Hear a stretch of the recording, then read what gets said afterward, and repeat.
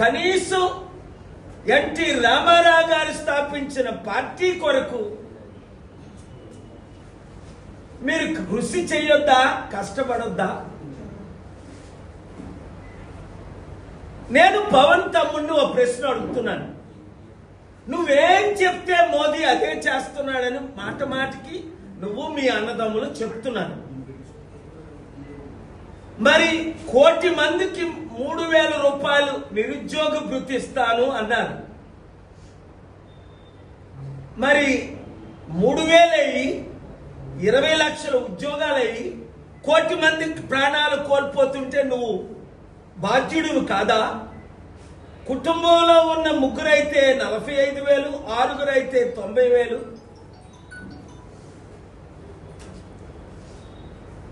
ఇస్తానని మాట ఇచ్చారు.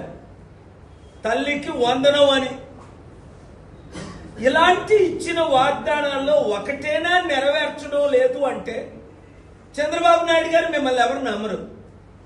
మరి నడిపిస్తున్న పవన్ కళ్యాణ్ని నమ్మకుండా ఉండాలి అంటే ఇప్పుడు పవన్నే మీరు ముందు పెట్టి బీజేపీతో పొత్తులు పెట్టుకున్నారు గనుక మరి పవన్ కళ్యాణ్నే మీరు నిలదీయండి. స్టీల్ ప్లాంట్ అమ్మొద్దు, ప్రత్యేక హోదా తీసుకురా, బీహార్కి ఇచ్చినట్టే 2 లక్షల కోట్ల నిధులు మనం ఇచ్చిన 6 వాగ్దానాలు నెరవేర్చుదాం.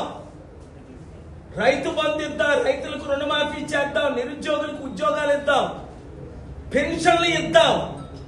ఒక్క మాటైనా మీరు నెరవేర్చుకుంటా ఉన్నారు అంటే దానికి కారణం పవన్ కళ్యాణ్ అని మీకు తెలియకపోతే ఈరోజు రాజమండ్రి ప్రెస్ మీట్ ద్వారా తెలియజేస్తున్నాను. తక్షణమే మేల్కోండి. రాష్ట్రం కొరకు, దేశం కొరకు నాతో చేతులు కలపండి. అప్పులు తీర్చుదాం, అభివృద్ధి చేద్దాం, లక్షల కోట్లు తీసుకొద్దాం, రాష్ట్రాన్ని, ప్రజల్ని కాపాడదాం. Thank you very much.